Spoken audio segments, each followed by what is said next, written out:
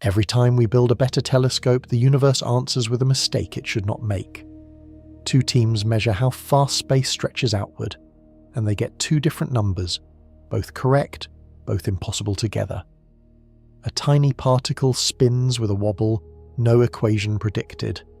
Galaxies drift toward a patch of sky hiding a mass we cannot see. You're about to walk through a proton that changes size depending on how you touch it, a void bigger than physics allows, and a black hole spinning faster than the math says it can. If your mind likes a good mystery, tap that like button and subscribe. It helps more people find this. The deeper we measure, the less the universe agrees with itself. Get ready. We start now. Two teams of scientists point their instruments at the same universe and ask one simple question. How fast is space stretching apart? One team studies pulsing stars in nearby galaxies, bright markers that flicker at a steady rate scientists can time like a clock. The other team studies the oldest light in existence, a faint glow left over from the birth of everything. Both teams run their numbers again and again. Both teams check their tools, their math, their assumptions. Both teams come back with an answer. The answers do not match. One method says the universe grows by about 46 miles per second for every million light-years of distance. The other method says it grows by about 50 miles per second over that same stretch. That gap sounds small until you realize both numbers have been checked hundreds of times by different scientists using different tools on different continents. Neither side backs down. Picture a balloon inflating in front of you. You measure how fast it grows using a ruler on one side. Your friend measures the same balloon with a ruler on the other side. If your numbers disagree, one ruler is broken, or the balloon is doing something a normal balloon should not do. Scientists have checked the rulers. Both hold up. That leaves the second option sitting on the table, and it is the uncomfortable one. Something about the way the universe expands may not follow the simple rules written in the textbooks. Maybe there is a form of energy that changes strength over time. Maybe space itself behaves differently depending on how old it is when you look at it. Nobody has proven any of these ideas. What they have proven is that our two best rulers for measuring the universe do not agree, and every year the disagreement gets more certain instead of less. This gap has a name inside physics circles. Scientists call it the Hubble tension, named after the astronomer who first noticed the universe was expanding at all. But the name does not solve anything. It just gives the mystery a label to hide behind while researchers keep hunting for an answer. Some physicists think a fix is coming, a small correction that will make both numbers line up. Others suspect the fix will not be small at all. They suspect it will force a rewrite of how we describe the history of everything, from the first fraction of a second after the beginning to the galaxies spinning outside your window tonight. The strangeness does not stop with distance. It reaches down into the smallest piece of matter scientists have ever tried to measure. A piece so small it should not have room to hide any secrets at all, but it does. A proton sits at the center of every atom in your body, in your phone, in the ground under your feet. Scientists have measured its size for decades, using a beam of electrons fired directly at it, like throwing tiny balls at a target to map its edges by how they bounce off. That method gave a steady answer for years. Then a new experiment tried a different approach. Instead of electrons, researchers used a heavier cousin of the electron called a muon, and fired that at the proton instead. A muon is nearly identical to an electron in every way except one. It weighs about 200 times more. Using the same proton, aimed at with the same kind of physics, the muon experiment measured a proton that came out smaller. Not tiny, not dramatic, about 4% smaller. In a lab that can normally measure sizes down to a fraction of an inch, a 4% gap is the kind of error that ends careers. Except nobody could find the error. Teams rebuilt the equipment, they recalibrated the sensors. They ran the experiment in different countries with different scientists who had never spoken to each other, just to rule out a shared mistake. The proton kept coming out smaller when a muon measured it. Think about measuring a basketball with a tape measure. then measuring the same basketball with a laser and getting 2 different numbers for how wide it is. The basketball has not changed. Something about how you are looking at it has. Some physicists think the muon is revealing a detail our normal equations miss, a piece of proton behavior that only shows up under specific conditions. Others wonder if this points to a force nobody has discovered yet, something that pulls slightly differently on a muon than it does on an electron. If that turns out to be true, it would mean the basic list of forces holding the universe together is missing a page. The proton radius puzzle, as scientists now call it, remains open. Every new experiment either confirms the gap or fails to explain it away. Neither outcome makes the problem disappear, and the muon was not finished causing trouble. Scientists sent one spinning through a powerful magnetic field next, expecting it to wobble in a way physics could predict down to the tiniest fraction. It did not. Deep inside a ring of magnets 3 stories tall, scientists shot muons through a powerful magnetic field and watched them spin. A muon behaves like a tiny spinning top with a magnetic personality, and when you place a spinning top like that inside a magnetic field, it wobbles, the same way a toy top wobbles on a table before it falls. Physicists can predict that wobble with extreme precision. The math behind it counts every force pulling on the muon, including forces from particles that pop into existence for a fraction of a second before vanishing again, like ghosts brushing past and nudging the muon just slightly off course. The prediction and the measurement should match almost perfectly. They do not. The muon wobbles faster than the equations say it should. The gap is small, smaller than the width of a hair compared to the length of a football field, but in particle physics, precision like that is the whole game. A gap this size, checked and rechecked across 2 major experiments on 2 continents, is not something scientists wave away as noise. If the extra wobble is real, it means our list of particles and forces is incomplete. Somewhere out there could be an undiscovered particle, one that flickers into existence for a heartbeat, and gives the muon a nudge nobody accounted for. Finding it would mean rewriting the rulebook that has described particle physics for the last 50 years. The same rulebook that predicted the Higgs boson years before anyone built a machine powerful enough to find it. Skeptics point out that some of the math behind the prediction relies on incredibly difficult calculations, the kind that take supercomputers months to run, and small differences in those calculations could close the gap without any new particle at all. That debate is still unresolved. What is not in question is the wobble itself. It is real, it is measured, and it refuses to match the universe's own rulebook. A proton that changes size, a muon that spins wrong. 2 mysteries hiding inside particles too small to see with any microscope ever built. Zoom out far enough, past atoms, past stars, to entire galaxies spinning in the dark, and the universe breaks its own rules again, this time on a scale that spans thousands of light years. Point a telescope at any spiral galaxy and watch how it spins. Stars near the bright centre should orbit fast. Stars near the outer edge, far from most of the galaxy's visible mass, should orbit slow. The same way planets far from the Sun move slower than planets close to it. That is not what happens.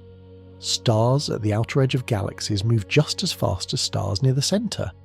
In some galaxies they move even faster. At those speeds, with only the visible stars and gas providing gravity, those outer stars should fly off into deep space like a rock let loose from a spinning sling. They do not fly off. Something is holding them in place. Scientists ran the math 100 different ways. They checked for errors in distance, errors in mass estimates, errors in the equations describing gravity itself. The numbers kept landing on the same uncomfortable conclusion. Galaxies contain roughly 5 times more mass than what telescopes can actually see. Picture a merry-go-round spinning fast enough that kids near the edge should go flying off, except none of them do, because invisible hands are holding onto them the entire time. Astronomers gave that invisible grip a name: dark matter. Not because they know what it is, but because it does not glow, does not reflect light, and does not interact with anything except gravity itself. Every galaxy studied so far across thousands of examples shows the same pattern. An invisible mass wrapped around the visible galaxy like a shell, keeping stars locked into orbits that should be impossible otherwise. Some scientists have proposed an alternative explanation, a small tweak to the law of gravity itself for very large distances, so no invisible matter is needed at all. That idea has never explained every galaxy scientists have observed, while dark matter, despite never being directly detected, fits nearly all of them. Whatever it is, it outweighs every star, planet, and cloud of gas in the visible universe combined. It surrounds every galaxy in existence, including our own, in a cloud we cannot see, cannot touch, and cannot yet explain, and it makes up roughly 85% of all the matter in the universe.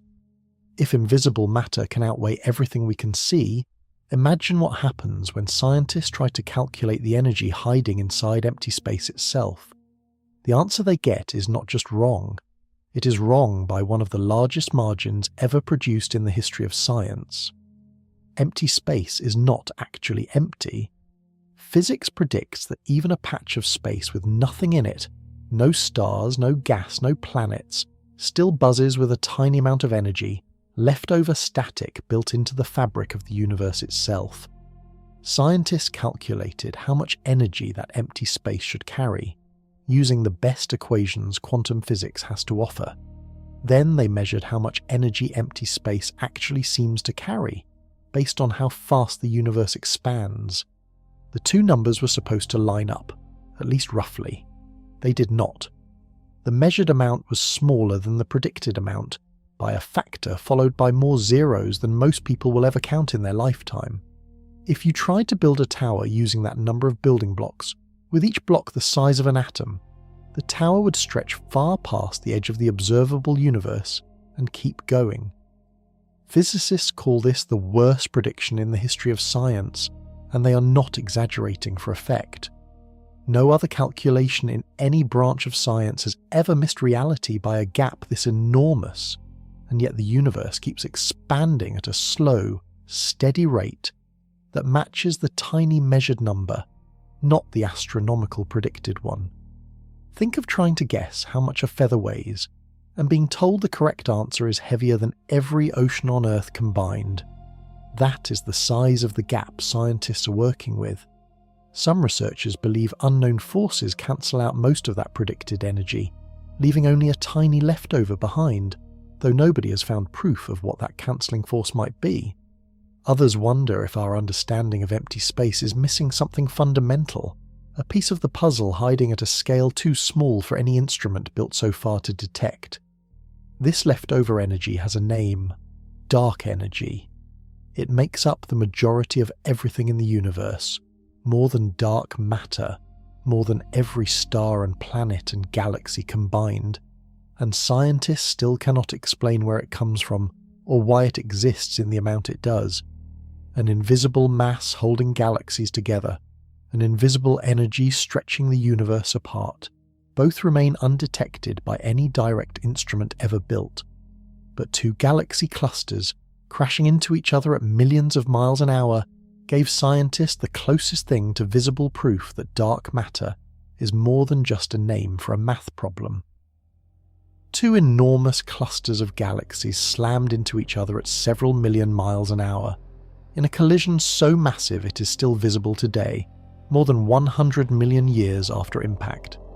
Scientists studying the wreckage found something that should not have been possible if dark matter were nothing more than a convenient guess. During the crash, the visible matter in each cluster, mostly hot gas, slowed down and piled up in the middle, the same way two crowds running toward each other would crash and bunch up at the point of impact. Telescopes captured that hot gas glowing brightly, right where physics said it should be. But most of each cluster's mass did not slow down at all. Using a trick called gravitational lensing, where the path of light bends slightly as it passes near heavy objects, scientists mapped out where the true mass of each cluster actually sat after the collision. That mass had passed straight through the crash without slowing down, leaving the visible gas behind entirely. Picture two crowds of people running through each other at a costume party. Most people bump into each other and bunch up in the middle. A handful, invisible to everyone else, walk straight through the chaos without touching anyone at all, continuing on the other side as if nothing happened. That invisible mass is exactly what dark matter should do if it barely interacts with normal matter at all, only with gravity. This collision, now known as the bullet cluster, is considered one of the strongest pieces of evidence that dark matter is a real substance and not a flaw in our equations for gravity. Skeptics who prefer the idea of modified gravity, the theory that no invisible matter exists at all, have struggled for years to explain the bullet cluster using their models. Most versions fail to reproduce what telescopes actually recorded. The invisible mass sitting apart from the visible gas is difficult to explain any other way. Even with this evidence, nobody has captured a single particle of dark matter in any detector on Earth. It remains a substance we can see the fingerprint of, in the shape of two colliding galaxy clusters, without ever seeing the thing itself. While one crash from the past confirms an invisible force still hiding from us, a telescope aimed at the deepest, oldest light in the universe recently found galaxies that should not have had enough time to exist at all. When a powerful new space telescope turned its mirror toward the earliest years of the universe, astronomers expected to see small, messy blobs of young galaxies still figuring out how to form. Instead, they found fully grown, organized galaxies already glowing with billions of stars at a point in cosmic history when the universe was barely a few 100 million years old. That is a problem. Under the standard timeline of galaxy formation, galaxies build up slowly. Small clumps of gas collapse into the first stars. Those stars gather into small galaxies. Those small galaxies merge together over billions of years into the massive spiral and elliptical galaxies we see today, including our own.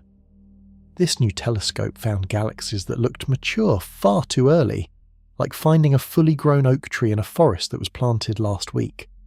Some of these galaxies appeared to hold as much mass in stars as our own galaxy holds today, despite existing when the universe was roughly 3% of its current age. Astronomers double-checked their measurements, worried about a mistake in how starlight gets stretched and dimmed on its long journey across billions of light years. Multiple independent teams confirmed the finding. Imagine driving past a construction site and returning the next morning to find a finished skyscraper standing where empty ground used to be. That is roughly the scale of surprise scientists are dealing with here. Nobody's throwing out the standard model of the universe over this discovery, at least not yet. But researchers are seriously exploring the idea that early galaxies formed stars far faster than anyone predicted, using gas clouds that collapsed with unusual efficiency in the young universe's chaotic, gas-rich environment. Others wonder if massive black holes, present since the earliest moments after the beginning, helped pull matter together faster than gravity alone could manage. Whatever the answer turns out to be, these early telescope images forced astronomers to admit that our picture of how the first galaxies formed needs serious revision. The universe built its first great structures faster than the rulebook allowed, and speaking of structures that should not exist, astronomers pointed their instruments closer to home next, only to find that the patch of universe surrounding our own galaxy is missing something enormous: matter itself. Our galaxy sits inside a region of the universe with noticeably less stuff in it than it should have. Astronomers call it a void, a bubble of space stretching roughly 1 billion light-years across, containing far fewer galaxies than the average patch of universe this size ought to contain. At first, that might not sound alarming. Space is mostly empty anyway. But the universe, according to its own large-scale models, should be relatively uniform once you zoom out far enough. The same way a marble cake looks random up close but evens out into a consistent pattern once you look at the whole thing. Our neighbourhood is not evening out the way it should.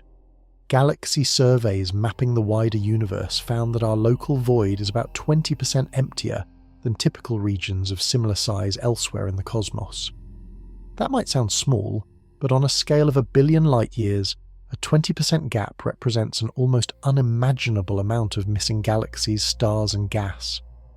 Picture a bowl of soup that is supposed to have evenly scattered vegetables throughout, except your particular spoonful comes up mostly broth. One spoonful being lighter is normal. An entire section of the bowl coming up consistently emptier, across every spoon tested, suggests something about the soup itself is not as evenly mixed as expected. This local emptiness might explain part of the earlier mystery, the disagreement over how fast the universe expands. Some physicists suggest that living inside an unusually empty region could make nearby galaxies appear to speed away from us faster than they would in a denser part of the universe, throwing off certain expansion measurements. Other scientists are not convinced the void is large enough or empty enough to account for the full gap. Either way, the discovery raises an uncomfortable question. If our own galactic neighbourhood breaks the universe's expected pattern this significantly, how confident can astronomers be that any single patch of sky gives an accurate picture of the whole? The void surrounding us is strange enough on its own, but zoom out even further, all the way to the faint afterglow left over from the birth of the universe, and one patch of that ancient light runs colder than physics can comfortably explain.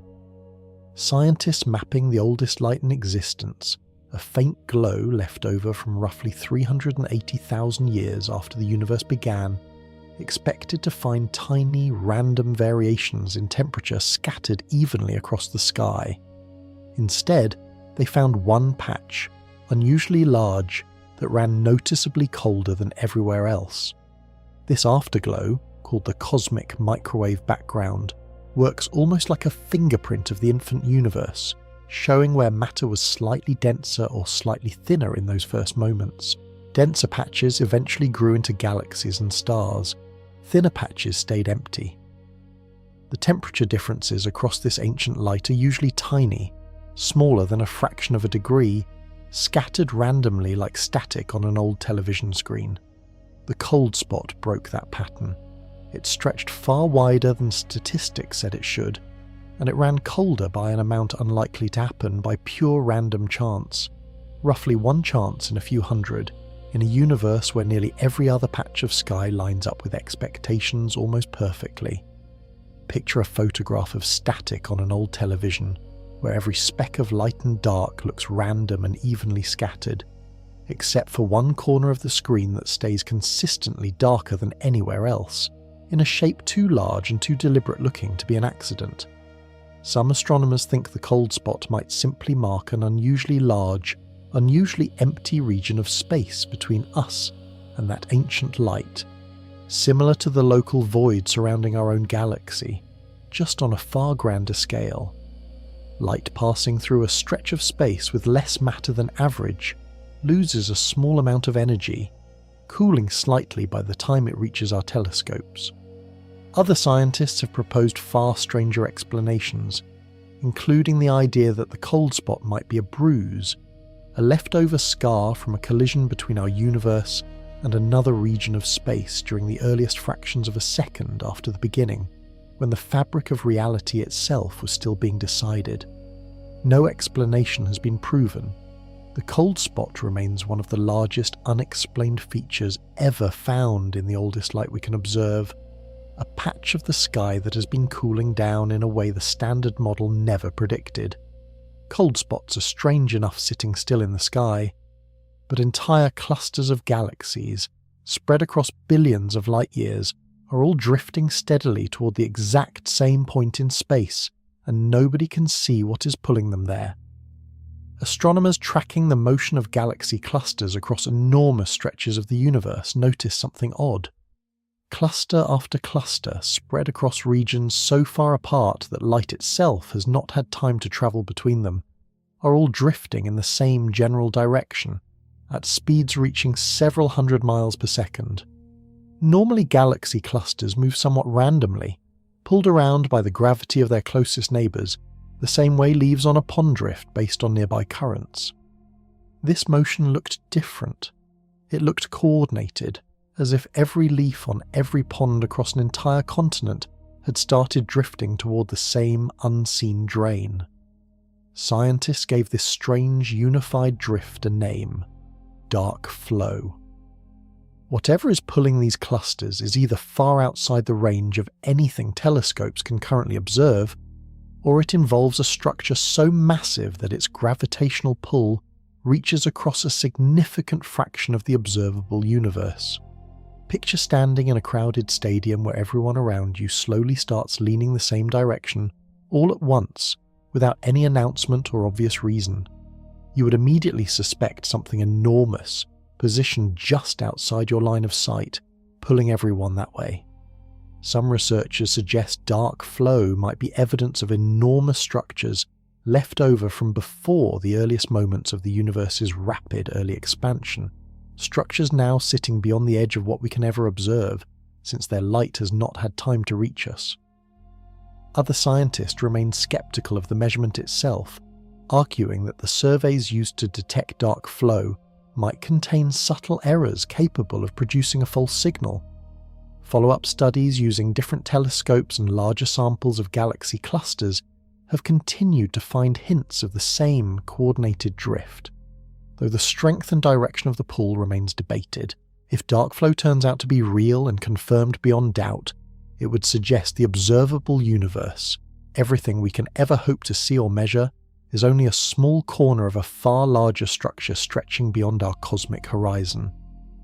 An entire slice of the universe, silently leaning toward a point we may never be able to see. That kind of mystery lives on the largest scale imaginable. But shrink back down to a single particle, small enough to pass through your entire body without you noticing, and scientists found a mystery just as strange hiding in something as simple as how fast that particle falls apart. A neutron, left completely alone, does not last forever.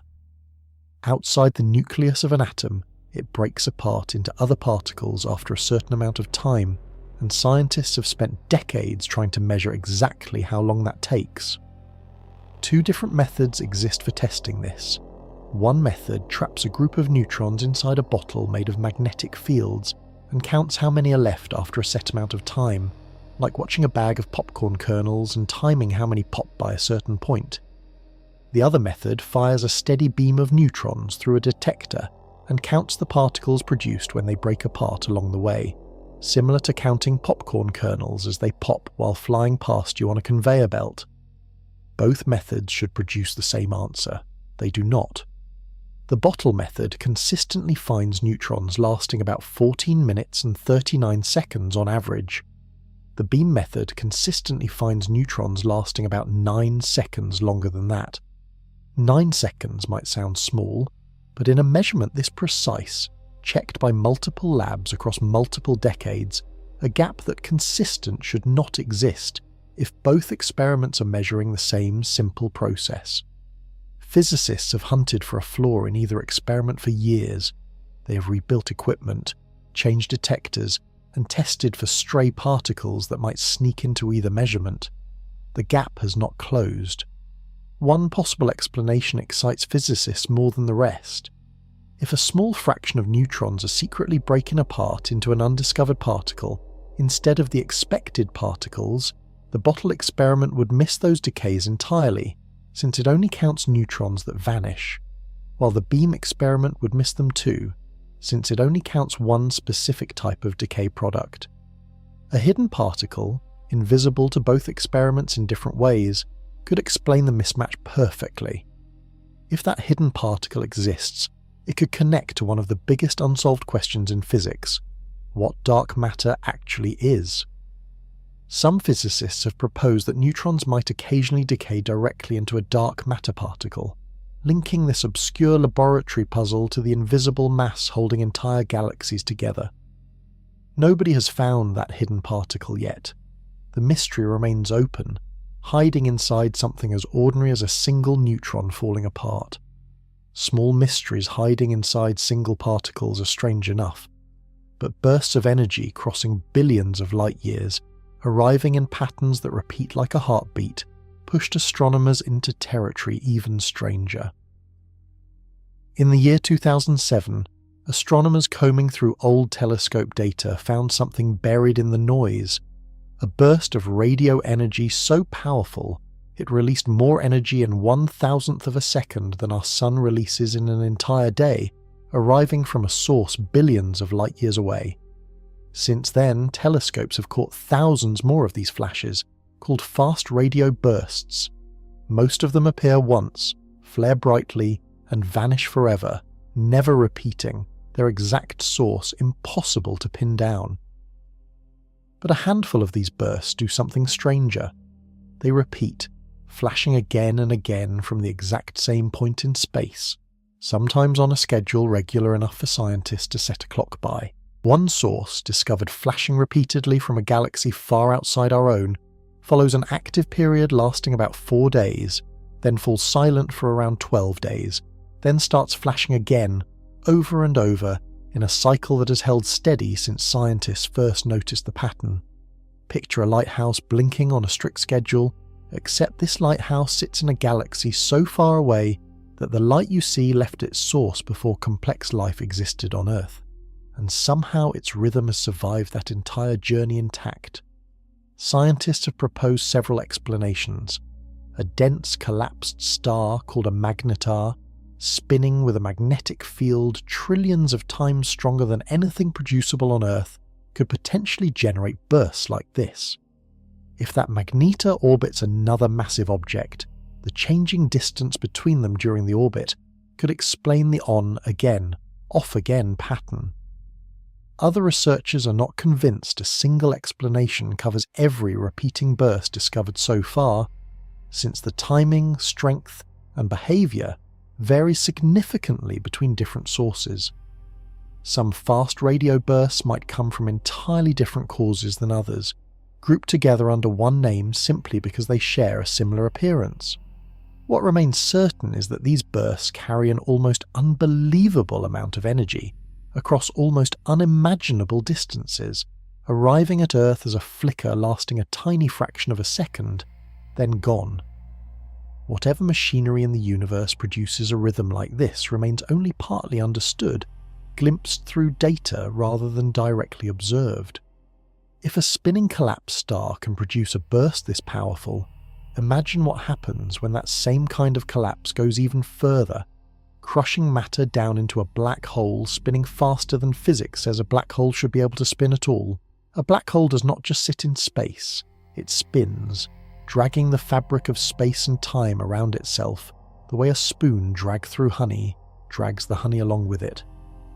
Physicists have a strict mathematical limit for how fast that spin can go, a speed limit built directly into the equations describing black holes since the theory was first worked out.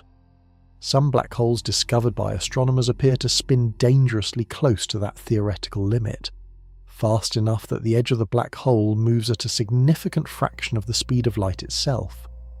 One supermassive black hole sitting at the centre of a distant galaxy has been measured spinning at a rate so close to the mathematical maximum that scientists were forced to double-check their instruments, assuming a measurement error had to be responsible. The measurement held up. Picture a merry-go-round spun so fast that the outer edge nearly matches the speed of a rifle bullet. Then imagine that same merry-go-round somehow spinning even faster than that, right up against a wall built directly into the laws of physics. If a black hole ever crossed past that theoretical spin limit, the object at its centre, called a singularity, would no longer stay hidden behind the black hole's boundary the way physics requires. It would become what scientists call a naked singularity, an object exposed directly to the rest of the universe, breaking a rule many physicists consider one of the most important protections built into the fabric of reality itself. So far, no confirmed black hole has actually crossed that final line. The closest examples still sit just below the mathematical limit, spinning at rates that push the boundaries of what current instruments can even measure accurately. But the fact that black holes exist this close to breaking one of physics' most protected rules unsettles many researchers, since nothing in the underlying theory explains why nature seems to approach the limit so closely without ever quite reaching it. Some scientists wonder if an unknown mechanism prevents black holes from spinning any faster, a cosmic safety switch built into the universe for reasons nobody yet understands. Others wonder if a black hole spinning past the limit already exists somewhere in the universe, simply not yet discovered. Spin is not the only rule black holes challenge. Once matter crosses into a black hole, it seems to disappear from the universe's accounting books entirely, and physicists still cannot agree on where that information actually goes. Every particle that falls into a black hole carries information with it, its exact properties, its history, the precise details that make it different from every other particle in existence. According to one of the most trusted rules in physics, information can never be truly destroyed, only rearranged into a different form. Black holes challenge that rule directly. Once matter crosses the boundary of a black hole called the event horizon, it vanishes from view completely. Nothing, not even light, escapes from inside that boundary. For decades, physicists assumed the information swallowed by a black hole simply stayed locked inside forever, hidden but not destroyed. Then a physicist calculated that black holes slowly leak energy over unimaginably long timescales, eventually evaporating away into nothing through a faint form of radiation. If a black hole eventually disappears entirely and the information trapped inside never escapes, that information vanishes along with it, breaking one of physics' most fundamental rules in the process. Picture burning a book in a fireplace. The book looks destroyed, but in theory, if you could track every single particle of smoke and ash and heat produced by the fire with perfect precision, you could reconstruct every word that had been printed on the page. Black holes appeared to burn books without leaving any smoke behind at all, destroying information completely instead of simply scrambling it into a form nobody can currently read. This contradiction, known as the black hole information paradox, has occupied some of the sharpest minds in physics for over 50 years. Recent research using complex mathematical tools suggests the radiation leaking out of a black hole might actually carry hidden traces of the swallowed information after all, encoded in ways so subtle that current instruments have no way of detecting the pattern. If that research holds up, it means black holes are not destroying information after all, just scrambling it into an almost impossibly complicated form before eventually releasing it back into the universe. If it does not hold up, physicists are left with a genuine contradiction between two of their most trusted theories, one describing gravity and one describing the tiny particles that make up everything. Either resolution reshapes how physicists think about black holes, or about information, or possibly about reality itself. Black holes swallowing information is unsettling enough. But when two black holes collide and merge into one, the ripples they send across the universe carry wrinkles that current physics never predicted at all.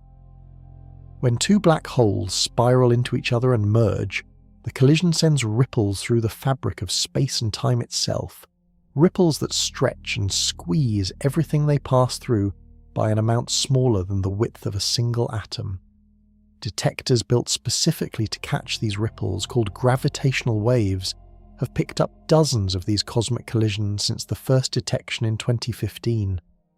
Most of these detected collisions match physicists' predictions closely, confirming decades of theoretical work with remarkable precision. But a handful of detected mergers produced a final ringing pattern. The last few moments as the newly combined black hole settles into a stable shape that did not match the expected pattern exactly.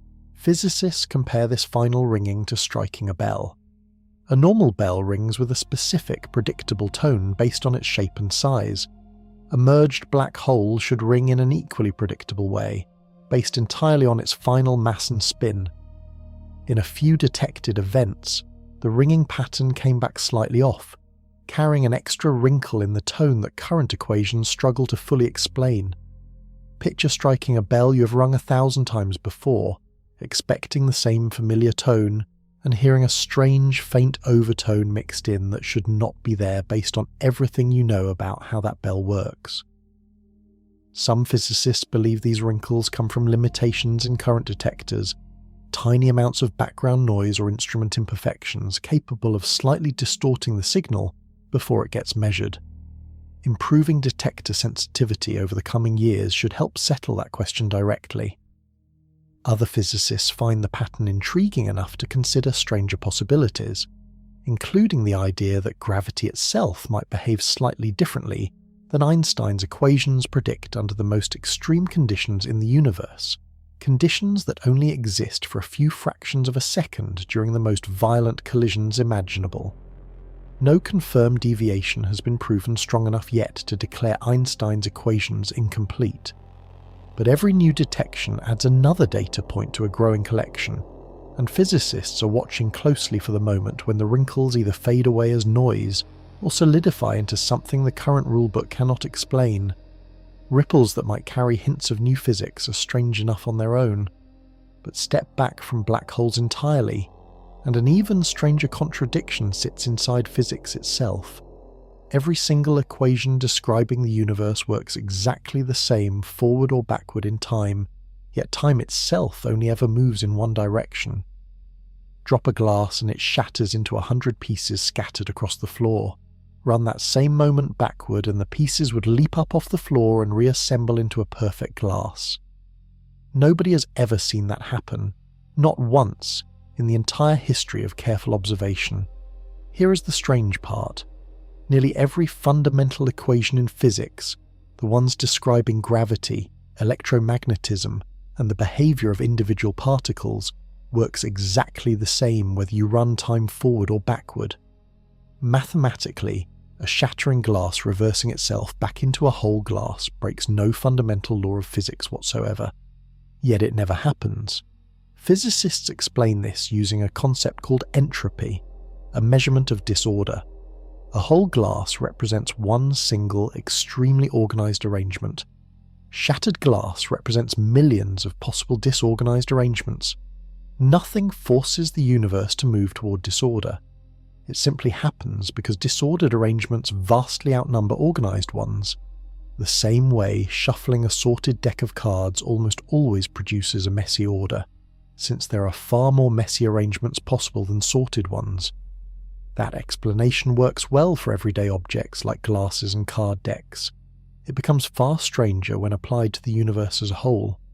The early universe, moments after the beginning, existed in an extremely low entropy state, remarkably organized compared to what came after. Physicists have never fully explained why the universe started out that organized in the first place, since an extremely low entropy starting point is statistically almost as unlikely as that shattered glass reassembling itself. Some physicists believe the answer lies buried in conditions during the earliest fraction of a second of the universe's existence, a period still poorly understood and difficult to test directly. Others wonder if the arrow of time itself is less fundamental than it feels, an illusion created by our particular corner of a much larger, more complicated universe. Whatever the true answer turns out to be, the puzzle remains unsettled. Every equation describing the smallest building blocks of reality permits time to run in either direction. Every glass ever dropped, every candle ever burned, every person who has ever aged a single day insists otherwise. Time moving in only one direction is strange enough within a single connected point in space. But two particles, separated across an entire galaxy, with no possible signal travelling between them, can somehow react to each other instantly, a connection that Einstein himself once refused to accept. Create two particles together under the right conditions, then separate them by any distance imaginable, across a lab, across a country, or theoretically across an entire galaxy, and something strange happens. Measure a property of one particle, and the other particle instantly reflects a matching result the moment the first measurement happens, with no delay whatsoever. This connection is called quantum entanglement, and it does not involve any signal travelling between the particles at all, at least not one detectable by any instrument ever built. The correlation appears to happen instantly, faster than light could ever travel between the two locations, seemingly breaking one of the most fundamental speed limits built into the universe. Albert Einstein hated this idea so much he called it spooky action at a distance, convinced that some hidden information, some secret instruction set carried along with each particle from the moment they separated, had to be responsible instead of true instant communication. For decades, physicists debated whether Einstein or the strange quantum explanation was correct. Then scientists designed careful experiments specifically to test the difference between Einstein's hidden instructions and true quantum weirdness. Those experiments, run repeatedly with increasing precision over the following decades, consistently ruled out Einstein's explanation. The particles were not carrying secret hidden instructions. The connection between them was genuinely instant, in a way nothing else in physics behaves. Picture two coins, flipped simultaneously on opposite sides of the planet, that somehow always land on matching results every single time, heads with heads, tails with tails, no matter how far apart you flip them or how randomly you choose the timing. No hidden trick, no secret signal, no possible way for one coin to know what the other is doing. They simply match, every time, instantly. Importantly, this strange connection cannot be used to send an actual message faster than light, since the results of each measurement look completely random until you compare notes between both locations afterward, a comparison that still requires ordinary light-speed communication to complete. Entanglement breaks certain intuitive assumptions about the universe without breaking the specific law that prevents faster-than-light communication. Scientists have already begun building early technology around this strange connection, including experimental methods for ultra-secure communication and the first primitive quantum computers. Nobody fully agrees on what entanglement reveals about the deeper nature of reality, only that two particles separated across any distance imaginable remain connected in a way that defies ordinary explanation. Instant connections across galaxies already stretch belief to its limit, but a constant, one of the most basic numbers built into the structure of the universe itself, may not even be constant at all. And that possibility unsettles physicists more than almost anything else on this list. Constant is supposed to stay constant. That is the entire point of the word. Physicists build their equations around a small set of fixed numbers, one of which controls how strongly light and electric charge interact with each other. Every calculation involving atoms, electricity, or chemistry leans on this number staying exactly the same everywhere, at every moment in history, forever. One team of scientists decided to test that assumption directly. They pointed a giant telescope at quasars, incredibly bright objects powered by supermassive black holes sitting billions of light years away. Light from those quasars had to pass through clouds of gas on its long journey to Earth, and the way that gas absorbs certain colours of light depends directly on the value of this supposedly fixed number. The team measured the absorption pattern in gas clouds scattered across billions of light-years of space. In one direction of the sky, the number came out very slightly smaller than expected. In the opposite direction, it came out very slightly larger. The difference was tiny, smaller than 1 part in 100,000, but it lined up in a pattern too smooth and too consistent to easily wave away as random noise. Picture a ruler that measures exactly 12 inches everywhere you've ever used it, and then discovering that the same ruler reads slightly longer when you carry it east and slightly shorter when you carry it west. That kind of directional drift should not exist for a fixed number built into the fabric of physics. Other research teams using different telescopes and different quasars have tried to reproduce the pattern. Some studies found hints of the same directional drift. Other studies, using different instruments, found nothing unusual at all. The disagreement between research groups remains unresolved, and many physicists remain openly skeptical that the effect is real, pointing to the difficulty of calibrating instruments precisely enough to trust a signal this small. If the number really does shift slightly depending on direction and distance, the implications reach far beyond one puzzling measurement. It would mean the laws of physics are not perfectly uniform across the universe, that the rules governing atoms in one corner of space are subtly different from the rules in another. Every equation built on the assumption of a single unchanging value would need a second look. Scientists have proposed a few possible explanations, including the idea that the number might be settling into its current value slowly, still drifting toward a final resting point billions of years after the universe began. Nobody has confirmed this. The debate continues, quasar by quasar, telescope by telescope. A number baked into the structure of reality, possibly leaning one way across the sky, is unsettling enough on its own. But zoom back to our own galaxy, moving through space right now, and an entire cluster of thousands of galaxies appears to be dragging us all toward a hidden mass that no telescope has ever directly seen. Our galaxy is not sitting still.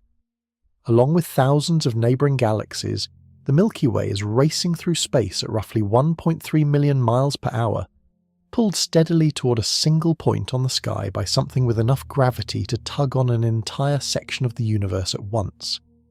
Astronomers tracking this motion in the 1970s gave the mystery a fitting name, the Great Attractor. The trouble is, nobody can look directly at it. The point in the sky where all this gravity seems to be coming from sits almost exactly behind the flat disk of our own galaxy, hidden behind a thick curtain of stars, gas and dust that blocks ordinary telescopes from seeing straight through. Astronomers call this blocked region the zone of avoidance, and for decades it stayed almost completely unmapped, a blind spot sitting right in the direction that matters most for solving this particular mystery. Picture trying to figure out what is pulling your car sideways on the highway, only to discover that the source of the pull sits directly behind a mountain blocking your view in exactly that direction. You can feel the effect, you cannot see the cause. Slowly, astronomers found ways around the blockage. Observations using radio waves and X-rays, which pass through dust far more easily than visible light, revealed a massive concentration of galaxies sitting in that hidden region, roughly 250 million light-years away. Scientists now believe this concentration, part of a vast structure they call the Laniakea supercluster, accounts for a significant portion of the pull. But a significant portion is not the whole story. Even after mapping the visible galaxies hiding behind the dust, the total mass discovered still falls short of explaining the full strength of the pull scientists have measured. Something extra appears to be adding to the gravity, something even farther away, potentially sitting beyond the reach of any telescope currently capable of peering through that stretch of hidden sky. This is a different puzzle from the mysterious coordinated drift of distant galaxy clusters discussed earlier. That earlier motion involved galaxies far beyond our cosmic neighbourhood, drifting together toward a point deep in the unobservable distance. This pull affects our own galaxy directly, right now, in the present moment, and traces back to a source that astronomers can partially see, but still cannot fully account for. Every star in the night sky, every planet in our solar system, everything you have ever known, is currently being dragged sideways through space by a source hiding partly behind our own galaxy's disk. Gravity strong enough to move galaxies is one kind of mystery, but rewind the clock back to the very first moment after the universe began, and an entirely different kind of imbalance nearly kept the universe from existing at all. In the first fraction of a second after the universe began, physics predicts that matter and its opposite, called antimatter, should have been created in perfectly equal amounts. Every particle should have had an antimatter twin, identical in every way except for an opposite electric charge. That balance should have been a death sentence for the entire universe. Whenever a particle meets its antimatter twin, both instantly destroy each other, converting completely into a burst of pure energy.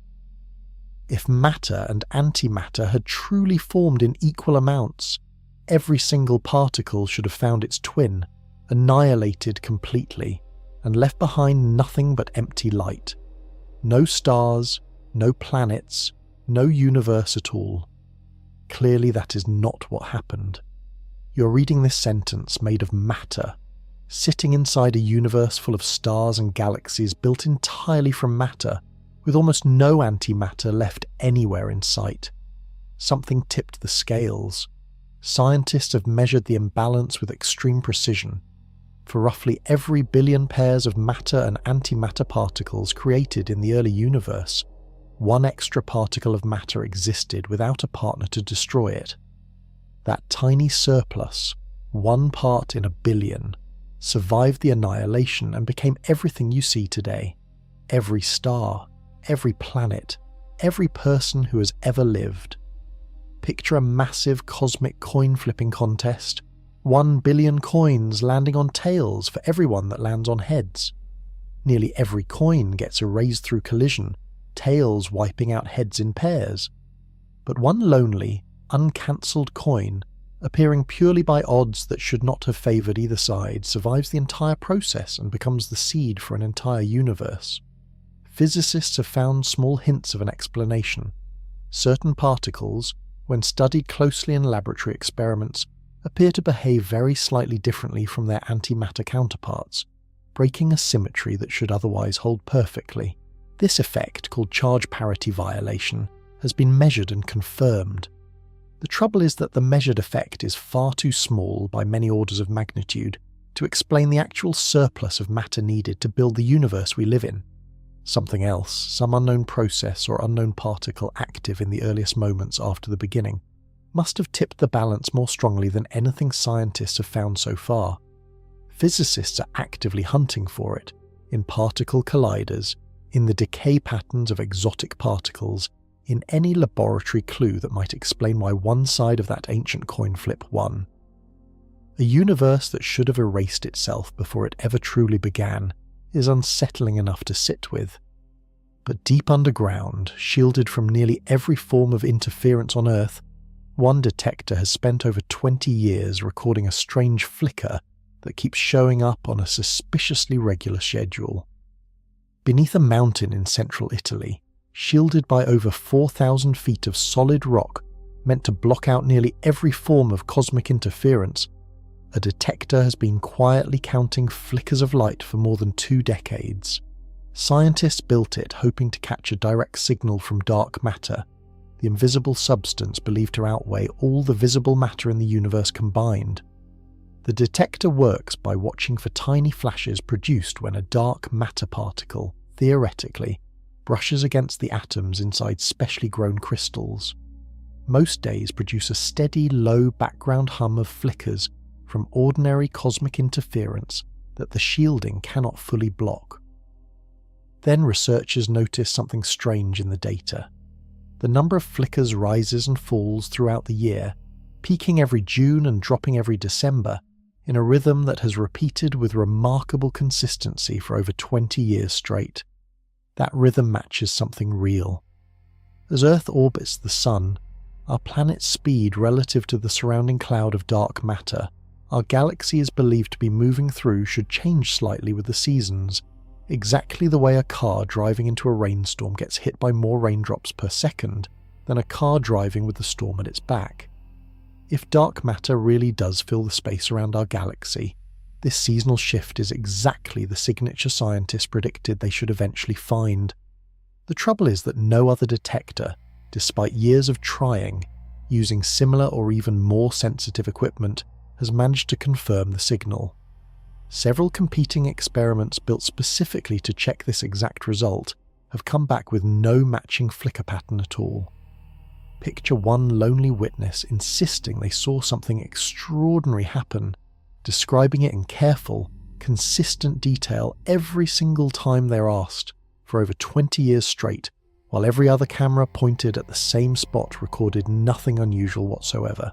Scientists remain deeply split on what to make of this. Some believe the original detector may be picking up on some overlooked seasonal source of ordinary background interference, something as simple as temperature shifts or seasonal changes in cosmic ray activity near the surface, mimicking a dark matter signal by pure coincidence. Others argue the crystals used in the original detector might be uniquely sensitive to a form of dark matter that other detectors, built with different materials, simply cannot see. Neither explanation has been proven. The flicker keeps appearing every June, right on schedule, and after 20 years of scrutiny, nobody has definitively explained why. A signal that only one detector can see is deeply strange. But zoom out from a single mountain in Italy to the shape of the entire universe itself, and scientists found a different kind of impossible coincidence, one balanced on an edge so narrow that pure chance should never have landed there. Space itself has a shape, and scientists have spent decades trying to measure it. Not the shape of any single object floating inside the universe, but the geometry of the universe as a whole, whether space curves inward like the surface of a ball, curves outward like the surface of a saddle, or stretches out perfectly flat in every direction. The difference matters enormously. A universe curved even slightly inward would eventually stop expanding and collapse back on itself. A universe curved even slightly outward would expand forever, thinning out faster and faster until galaxies drift completely beyond each other's reach. Only a universe balanced exactly between those two extremes, perfectly flat, avoids both fates entirely. Scientists measured the actual geometry of our universe using the oldest light in existence, the same afterglow left over from a few 100,000 years after the beginning. The result came back astonishingly close to perfectly flat, within a fraction of a percent of the exact balance point. That precision should not be possible by accident. Early in the universe's history, even a tiny curve in either direction should have gotten dramatically magnified over billions of years of expansion, the same way a car pointed even 1 degree off a straight highway drifts miles off course after driving for hours. For the universe to end up this flat today, the geometry at the very beginning had to be tuned to an almost impossibly precise degree, accurate to within one part in a number followed by dozens of zeros. Picture balancing a pencil perfectly upright on its sharpened tip, then walking away for 14 billion years and returning to find it still standing exactly straight, undisturbed by any breeze, any bump, any nudge in 14 billion years of time. That is roughly the level of precision required for the universe's geometry to look this flat today, unless something forced that balance to happen. Physicists have proposed a leading explanation, an incredibly brief and violent burst of expansion in the first fraction of a second after the beginning, stretching the universe so rapidly and so smoothly that any original curve would have been flattened out almost completely, the same way a wrinkled balloon looks perfectly smooth once you blow it up to the size of a building. That explanation, called inflation, fits the flatness beautifully. The trouble is that nobody has directly detected proof that this rapid stretching actually happened. Indirect evidence supports the idea strongly, but the exact mechanism, the exact trigger, and the exact physics driving it remain unconfirmed. Another theoretical patch stretched across a problem that refuses to fully close. A universe balanced on a razor's edge of geometry is strange enough, but look at the same ancient light that revealed this flatness, and an even deeper puzzle appears. Regions of the sky so far apart they should never have been able to share information, and yet somehow ended up at the exact same temperature. Look in one direction of the sky and measure the temperature of the universe's oldest light. Then turn completely around and measure the temperature in the exact opposite direction, a region so far away that light itself has not had enough time to travel between the 2 points since the universe began. The temperatures match almost perfectly, differing by less than 1 part in 100,000. That should be impossible. Two regions that have never been in contact, that have never exchanged so much as a single photon of light or a single particle of matter, should have no reason to settle into the same temperature. Left completely alone, disconnected regions of space should show wildly different conditions. The same way two campfires built on opposite sides of a mountain range, with no way to share heat between them, would naturally burn at different temperatures depending on the wood, the wind, and the weather on each side. Instead, nearly every patch of ancient light across the entire sky reads the same temperature, smoothed out to a remarkable degree of uniformity. Regions that by any normal accounting of how fast light travels should have remained completely isolated strangers to each other. Picture flying to opposite sides of the Earth and finding two isolated tribes with absolutely no history of contact, ever, who both happen to speak the exact same language, follow the exact same customs, and tell the exact same stories. You would immediately suspect they had been in contact at some point, despite every record showing otherwise. Physicists call this puzzle the horizon problem, and it points to the same missing piece as the flatness mystery covered a moment ago. The leading explanation again involves that same brief, explosive burst of expansion in the universe's first fraction of a second.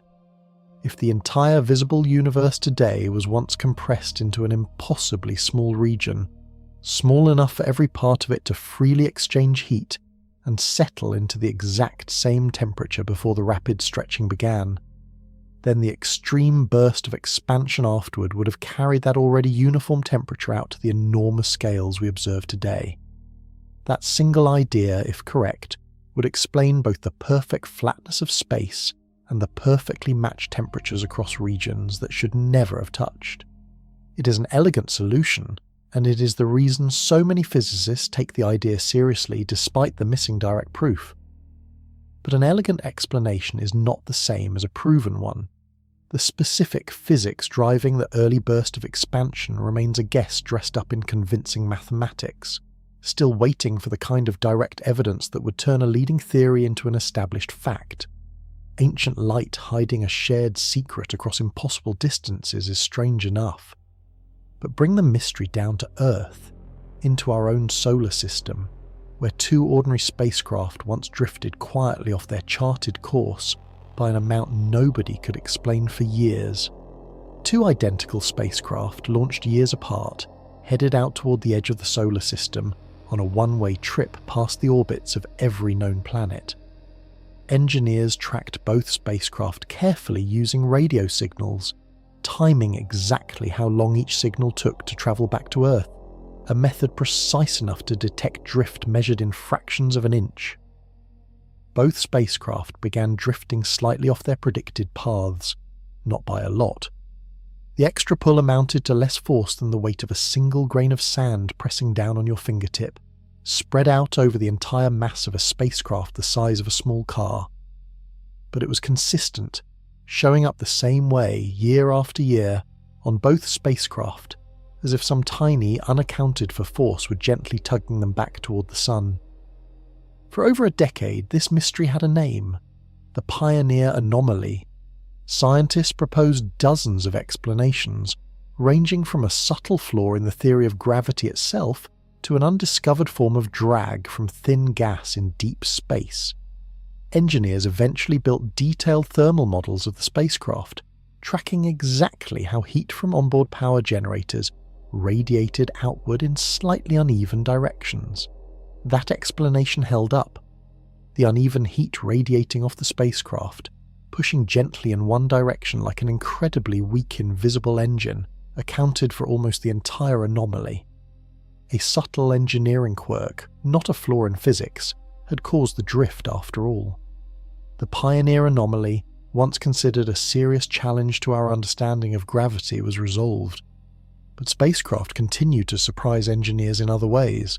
Several missions using the gravity of Earth itself as a slingshot to boost their speed on the way toward other planets gained or lost a tiny, unexpected amount of velocity during the maneuver, an amount too small to threaten the mission, but too consistent across multiple spacecraft to dismiss as simple measurement error.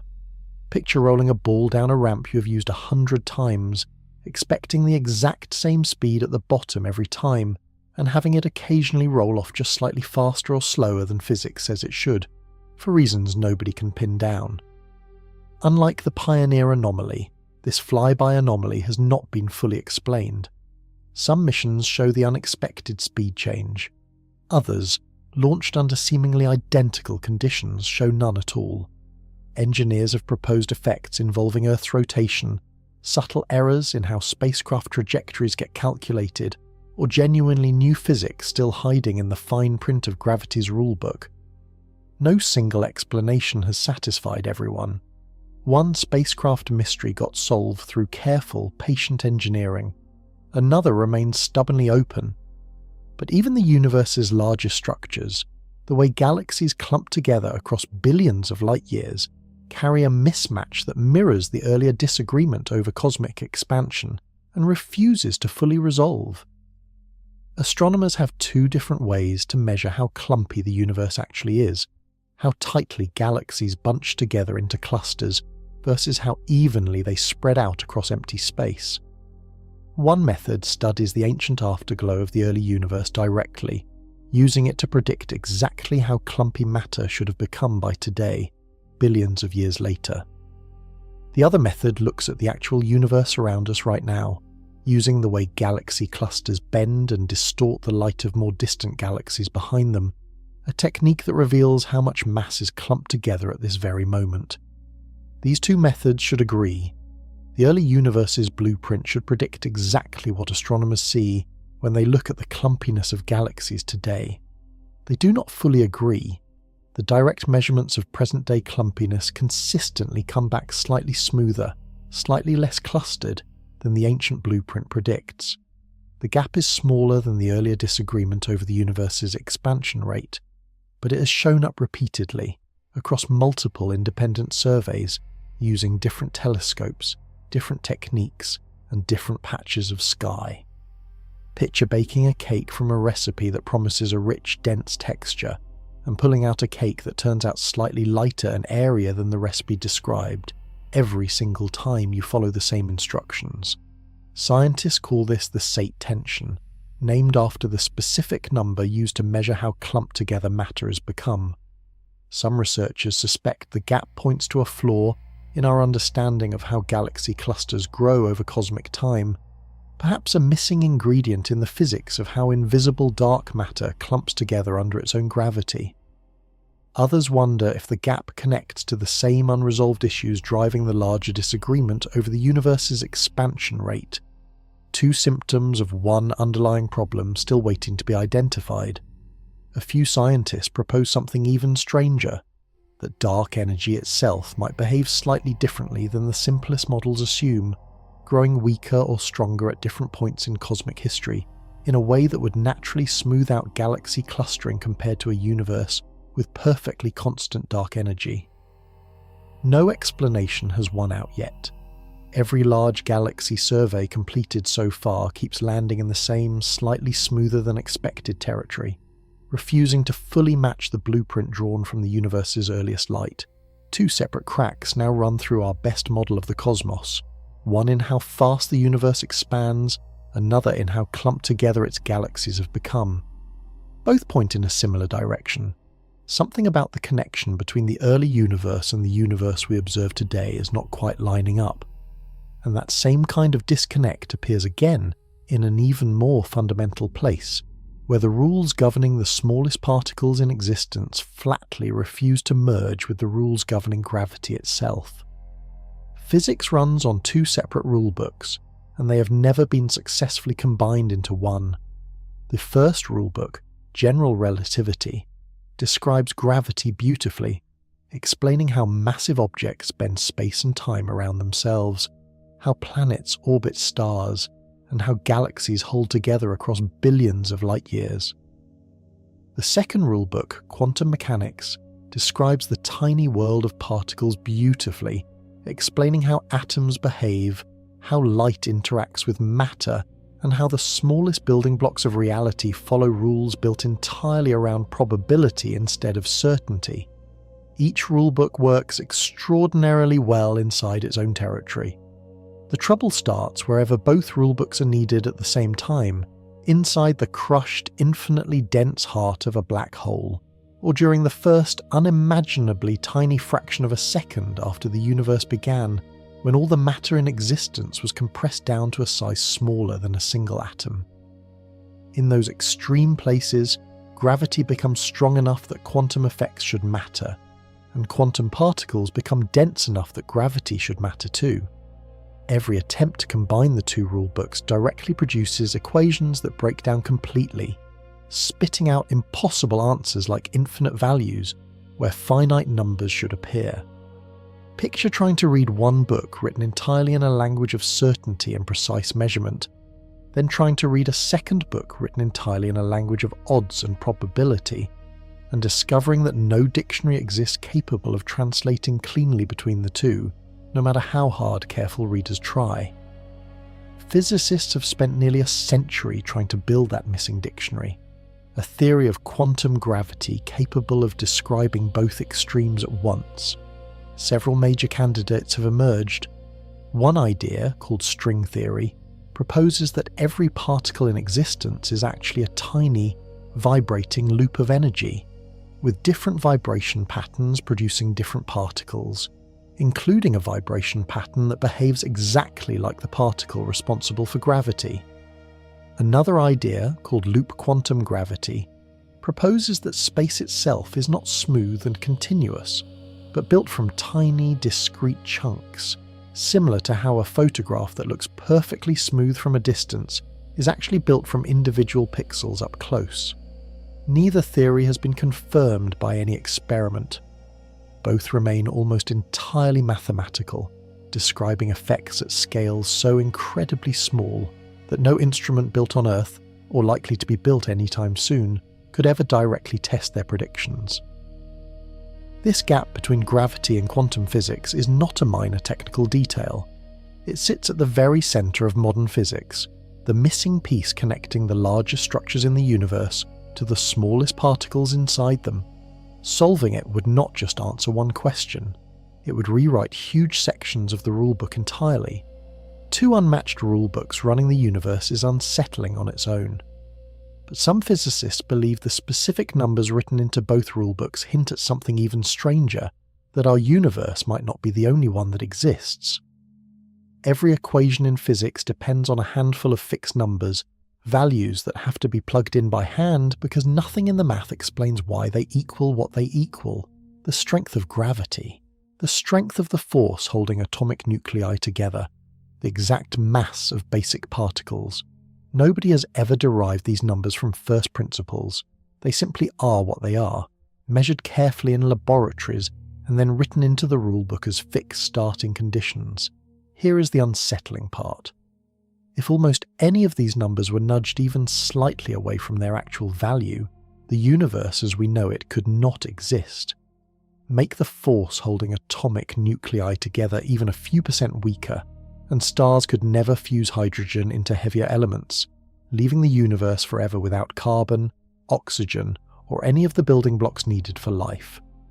Make gravity even slightly stronger, and stars would burn through their fuel so quickly that no planet would have enough time to develop anything resembling life before its sun collapsed. Dozens of these fine-tuned coincidences stack on top of each other, each one individually unlikely, together forming a universe balanced precisely enough to allow stars, planets, chemistry, and eventually people capable of asking why any of this works at all. Picture a control room filled with dozens of separate dials, each one needing to sit within an incredibly narrow range for the entire system to function, and discovering that every single dial happens to be set correctly, all at once, with no obvious hand adjusting them. Physicists have proposed a few explanations for this uncomfortable coincidence. One idea suggests our universe is simply one among a vast, possibly infinite number of separate universes, each one randomly generated with its own set of physical constants. Most of those universes would end up hostile to any form of complex structure, dead on arrival, with dials set to values that produce nothing but empty static. Only the rare universe with dials tuned correctly, purely by chance, would ever develop stars, planets, and eventually beings capable of noticing the coincidence in the first place. This idea, called the multiverse hypothesis, remains deeply controversial precisely because it cannot currently be tested. If other universes exist entirely outside our own, with no way for light or information to ever pass between them, no experiment built on Earth could ever confirm or deny their existence. Other physicists reject the multiverse explanation entirely, arguing that appealing to an untestable idea to explain fine-tuning simply replaces one mystery with an even bigger, unprovable one, and that a deeper, still undiscovered principle might explain why the numbers had to land where they did. No side has won this debate. The dials remain perfectly set, the reason remains unknown, and the universe keeps existing anyway, calmly indifferent to the argument happening inside the minds of the physicists trying to explain it. Numbers finely tuned enough to allow existence itself are already strange enough to sit with, but shrink all the way down to a single particle, and physicists found something even harder to accept: proof that a particle behaves differently depending on whether anyone happens to be watching it. Fire a single particle at a wall with 2 narrow slits cut into it, and something waits behind the wall to catch it, a detector screen recording exactly where each particle lands. Do this over and over, one particle at a time, and a strange picture slowly builds up on the screen behind the wall. Instead of 2 simple clusters lining up directly behind each slit, the pattern that emerges looks like ripples spreading out from 2 points and overlapping each other, bands of high particle counts, alternating with bands where almost nothing lands at all. This pattern, called an interference pattern, is exactly what waves do when they pass through 2 openings at once and overlap on the other side. Here is the strange part. This ripple pattern shows up even when particles are fired one at a time, with enough delay between each one that only a single particle could possibly be travelling through the slits at any given moment. Somehow, each individual particle behaves as though it passed through both slits simultaneously, interfering with itself before landing on the screen as a single point. Scientists wanted to know which slit each particle actually travelled through, so they added a detector at the slits themselves, a way to directly watch and record which path each particle took on its way to the screen. The moment that detector switched on, the interference pattern vanished completely. The particles stopped behaving like overlapping ripples and instead landed in 2 simple clusters, exactly where you would expect ordinary objects, like tiny bullets fired at 2 open windows, to land. Picture a coin that lands on both heads and tails at once, spinning through the air in some blurred, unresolved state, right up until the exact moment someone looks directly at it, at which point it instantly snaps into being only heads or only tails, as if the act of looking itself forced the decision to happen. Physicists have run this experiment thousands of times, with electrons, with atoms, and even with larger molecules built from dozens of atoms strung together. The result never changes. Watch which path a particle takes, and the wave-like ripple pattern disappears. Do not watch, and the ripples return every time. This is not a flaw in the equipment. Every detail of the experiment has been checked and rechecked for over a century. The particle genuinely behaves differently depending on whether information about its path exists anywhere in the universe, recorded or not, watched by a person, or simply logged by a machine sitting in an empty room. Nobody has ever fully explained why observation changes outcome at this fundamental a level. It sits at the heart of one of the deepest disagreements still splitting physicists apart, a disagreement that reaches even deeper than the double slit itself, into the basic question of what a measurement actually is. For most of the 20th century, scientists assumed the universe was slowing down. All that gravity, pulling on every star and every galaxy, should have been gradually putting the brakes on cosmic expansion ever since the beginning. The same way a ball thrown into the air slows down as gravity pulls it back toward the ground.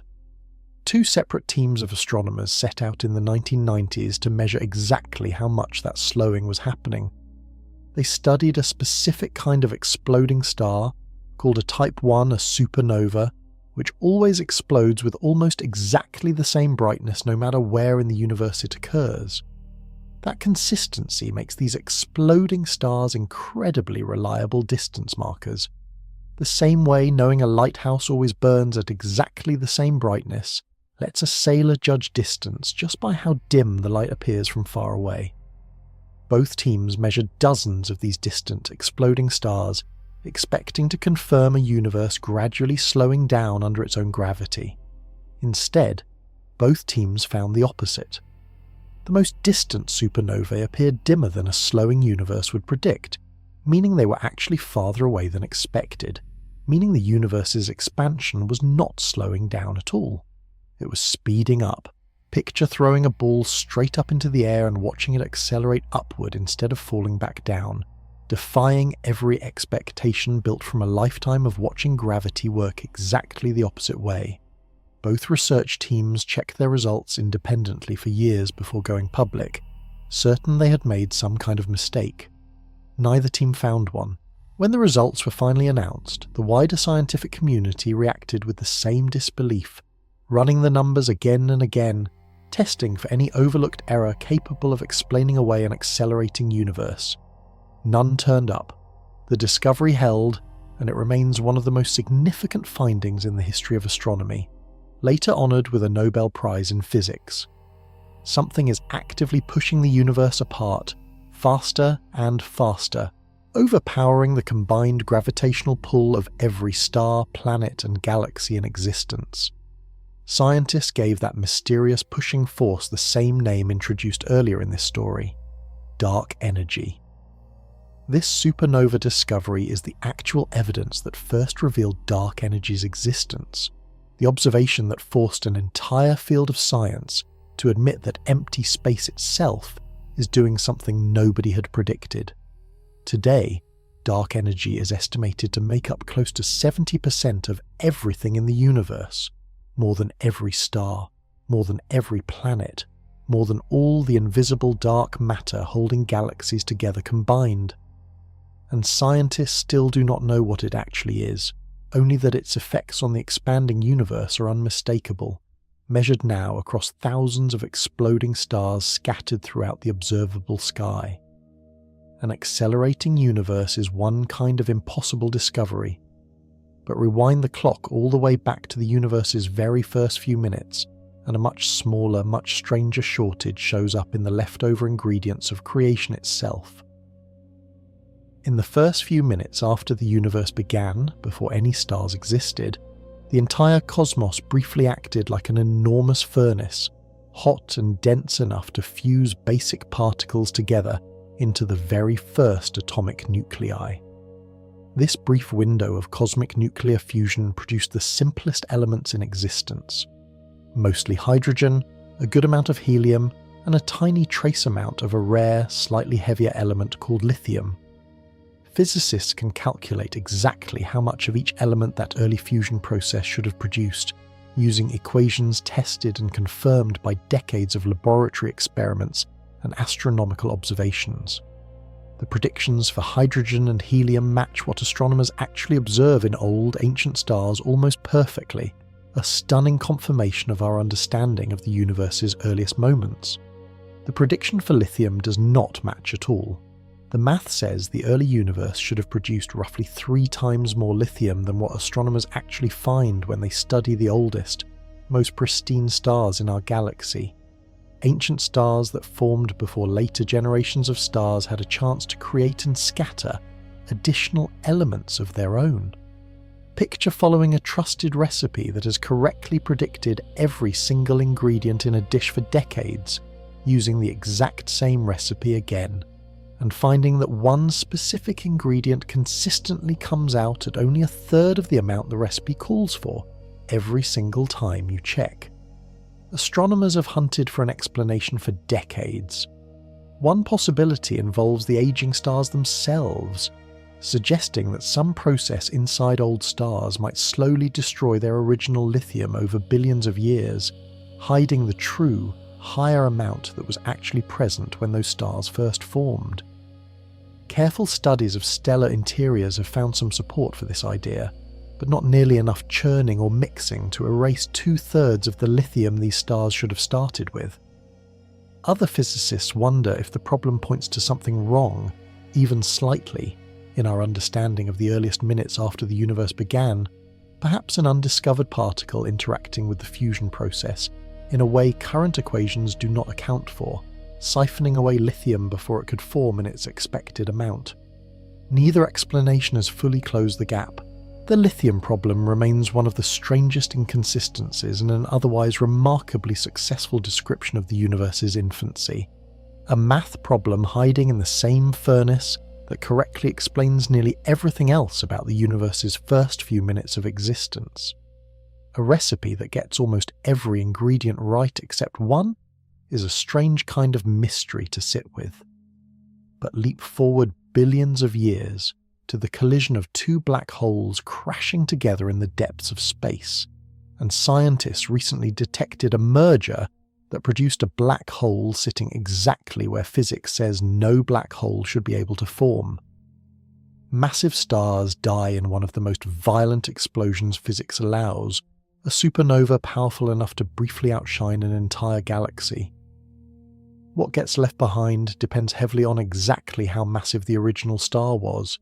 Stars within a certain range collapse down into black holes, but physicists calculated that stars falling within one particular, unusually heavy range should not leave behind a black hole at all. Instead, the explosion should be so complete, so overwhelmingly powerful, that it destroys the entire star, leaving nothing solid behind whatsoever. This creates a predicted gap, a specific range of black hole masses that should essentially not exist in nature, a forbidden zone sitting between smaller black holes formed from less massive stars and much larger black holes built up slowly over time through repeated mergers. Then detectors built to catch ripples in space, and time picked up a signal from two colliding black holes, merging together to form a single, more massive black hole. When scientists calculated the mass of that newly formed black hole, the number landed directly inside the supposedly forbidden gap, a mass roughly 142 times heavier than our Sun, sitting precisely where theory said nothing should exist. Picture a biologist who has calculated using solid, well-tested principles that no land animal on Earth should ever grow past a certain specific weight, only to have a camera trap capture clear footage of an animal standing directly in that impossible weight range, healthy, unremarkable, completely unaware that it should not exist according to the math. Scientists check the detection carefully, ruling out equipment errors and confirming the signal across multiple independent gravitational wave detectors working together. The black hole was real, and its mass sat squarely inside the gap.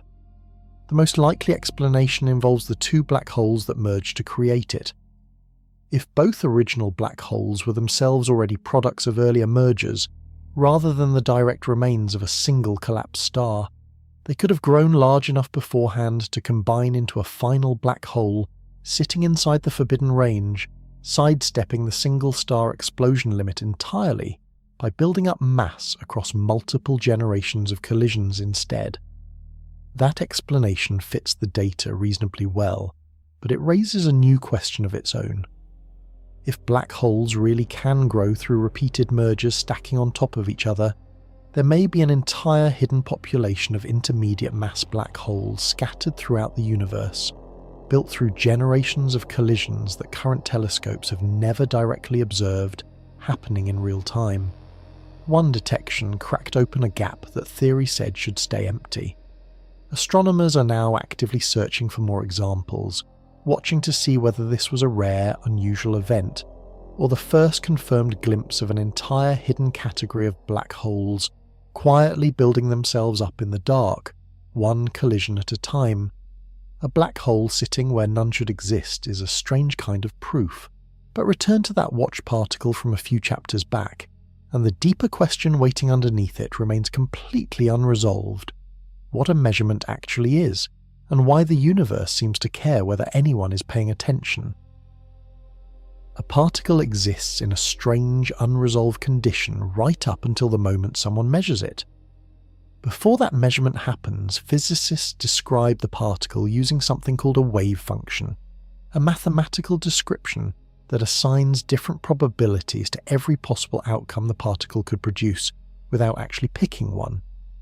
The moment a measurement occurs, all of those spread out possibilities instantly narrow down into a single, definite result. Physicists call this collapse, and it is one of the strangest, least understood steps in the entire history of science. Nobody has ever caught the collapse happening in real time.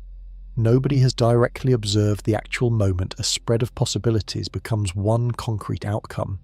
Scientists only ever see the state before a measurement and the result after, with the transition itself hidden completely from view. This creates one of the deepest, longest-running arguments in physics. What exactly counts as a measurement, and why should the universe behave differently depending on whether one happens? One group of physicists, following an approach developed in the early days of quantum mechanics, argues that measurement is simply a fundamental, unavoidable feature of reality, a genuine boundary between the strange probability-filled world of particles and the definite solid world we experience directly. This approach treats collapse as real but ultimately unexplainable, something that simply happens without a deeper mechanism behind it. A competing group of physicists rejects the idea of collapse happening at all. According to this view, every possible outcome of a measurement actually occurs, splitting reality itself into separate parallel branches, one for each possible result. In this picture, a coin flip does not collapse into heads or tails. Instead, the universe splits into one branch where the coin landed heads and a completely separate branch where it landed tails, with each version of you experiencing only your own branch, unaware the others exist at all. Picture a fork in a hiking trail, except instead of choosing one path and leaving the other path unexplored, both paths get walked simultaneously by two versions of the same hiker who instantly stop being able to see or contact each other the moment the trail splits. A third group of physicists proposes something different still, that collapse is a real, physical process, just one triggered by something more specific than simple observation, perhaps related to the size or complexity of the object being measured, with tiny particles staying spread out in possibility far longer than large, complicated objects ever could. None of these explanations has been proven. Each one makes slightly different predictions, some of which future experiments might eventually be able to test directly, separating the competing ideas once and for all. Until then, physicists remain divided over one of the most basic questions their entire field depends on: what a measurement is, and what happens in the instant it occurs. That question has sat unresolved since quantum mechanics was first developed, nearly a full century ago, and that pattern of physics answering one deep question only to reveal another one hiding directly underneath it is the thread running through every single mystery covered so far. Every mystery covered in this story shares the same shape. Scientists measure something carefully. The universe answers with a number, a pattern, or a signal that does not match what the equations predicted. Researchers spend years chasing down the gap, testing equipment, checking calculations, ruling out simple mistakes one by one. Sometimes the gap closes cleanly. A spacecraft drifting off course turned out to be pushed by its own heat, radiating unevenly into space. A gap in accelerating expansion turned out to reveal an entirely new form of energy, stretching the fabric of the universe apart. Careful, patient science eventually explained what looked impossible at first glance. Far more often, the gap stays open. A proton measures smaller depending on which particle probes it. Two methods for timing a neutron's decay refuse to agree. A telescope finds galaxies too massive and too organized for the amount of time the universe had given them to grow. Each of these mysteries has consumed careers, funding, and decades of dedicated research, and each one remains unsolved today, exactly as open as the day it was first discovered. Picture a house built from 1,000 different rooms, each one constructed by a different team of builders working from the same master blueprint. Walk through enough rooms and you start noticing something unsettling. Door frames that do not quite match up. Walls that meet at slightly wrong angles. Individually, each floor looks small enough to ignore. Stacked together, room after room, they start to suggest that somewhere, the original blueprint itself might be missing a page.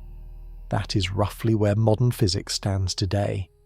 Two of its most trusted rulebooks, general relativity and quantum mechanics, refuse to merge into one. Two different ways of measuring the universe's expansion give two different, confidently defended answers. An invisible substance holds every galaxy together, and an invisible force pushes the whole universe apart, and neither one has ever been directly caught by any instrument built so far. None of this means physics is broken. Every mystery in this story exists precisely because the underlying science is precise enough to notice when something does not add up. A universe with sloppy, imprecise laws would never produce disagreements, this exact, this repeatable, or this stubborn. The mysteries themselves are proof of just how carefully scientists have learned to measure reality. Every fix scientists find for one of these puzzles tends to open a new question somewhere else, a pattern that has repeated for over a century and shows no sign of stopping anytime soon. The universe keeps handing over more data, more precision, more reasons to keep looking closer. Somewhere in one of these unresolved gaps, hiding in a measurement nobody has taken carefully enough yet, sits the next major idea that will change how humanity understands reality. Nobody knows which mystery it will come from. That is exactly why scientists keep measuring